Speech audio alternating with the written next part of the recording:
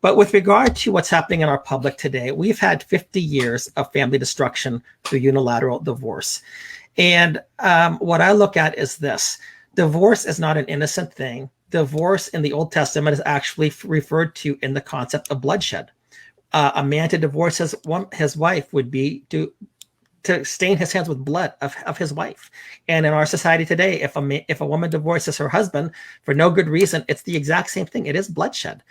And you see that, I think what you see a lot in society right now is the result of children growing up with broken families. They've watched bloodshed take place before them. And there's a lot of anger that's associated with that, whether it's fatherlessness, whether it's not coming from an intact family. And different communities are impacted by it more right now. But I think what happens is that some of the rage and the anger in society that we see in society today is actually a displaced anger. Yeah. It's something that they really can't talk about, because talking about how you hurt through going through divorce is difficult. But if you can redirect that is to rage against an authority figure, against a monument, against whatever it may be, that appears to be a little bit more socially acceptable. It's still the anger, but now we're focusing it on a different thing, and it's giving us the feeling like we're somehow justified for it. And I think children are justified to feel angry and hurt, but not to act in such the way that they are. But the public interest.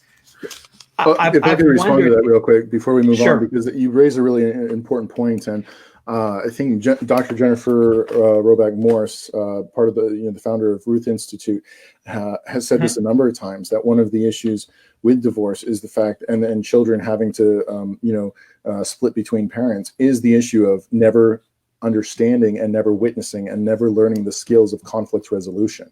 And so the result of that is that, like you said, this rage, this anger, this displaced frustration can never be resolved in healthy ways, because you've never seen that with your parents, and you've lived kind of a split life.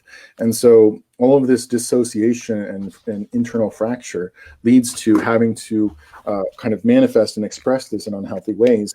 And again, like you said, I mean, it was you said it perfectly when the judge talked about not destroying but reorganizing. I mean, this idea of, again, we're going to throw out thousands and thousands of years of traditional nuclear family structure, the structure of the family, the organization of the nuclear family.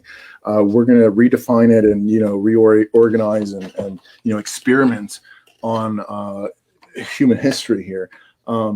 It's this kind of revolutionary spirit, like you said, both coming from our legal system and also the children that have now been raised in this kind of environment, is this kind of, rage against authority. I mean, whether it's,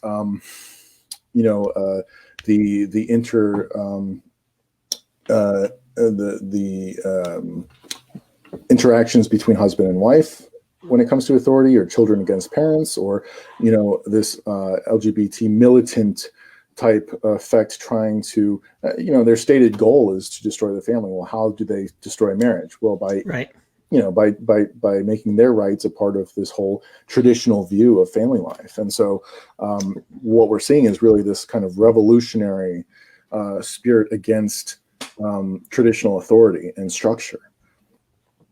Yeah.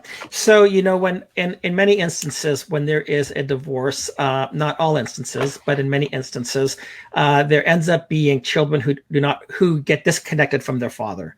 One guy recently called to it as father absent households. And what you find is that it does not make a difference how you try to convince yourself that fathers don't make a difference, or that mothers don't make a difference.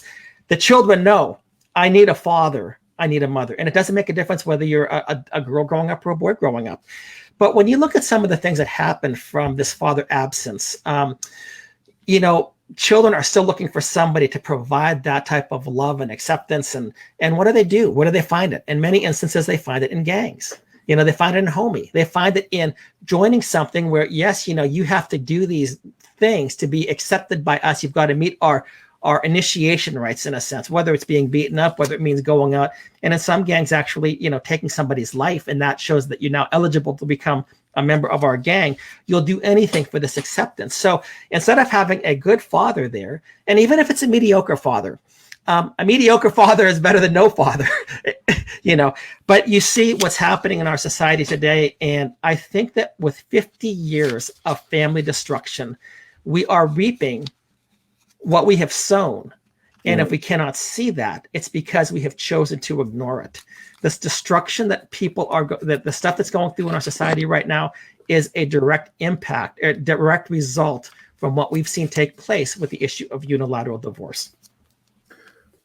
Yeah, absolutely. I mean, when you start taking down all the structures and all the boundaries and all the limitations on these moral issues, these family and social issues, then one thing leads to the other. The can of worms is open, and how far you go. And again, everything has been unraveled to the point where now we see all of the results of what we've sown over the past several decades. And it's hard to say that we can reverse it, but we do need to fight and push back against it still, because there is hope, and people are starting, I think, to see how all of these things that have taken place in years past are now affecting people in real concrete ways. Because like you said, it's bloodshed, but it's invisible bloodshed, because people's identities are built in relation to others. No man is an island. And so when you start tearing these links, these social links and these familial links apart, all of a sudden, we don't see the bloodshed immediately, but we are starting to see it now for sure. Right. And I think you could say the same thing about identity. If a child is only grown up with one set of, a certain sex, gender of a person, they need to have the identity. They need to know how a father acts, how a mother acts, how a husband acts, how a wife acts. And apart from seeing that, there is a confusion of identity, which I believe also has led in part to the rise of the transgender nonsense and many of the other things as well.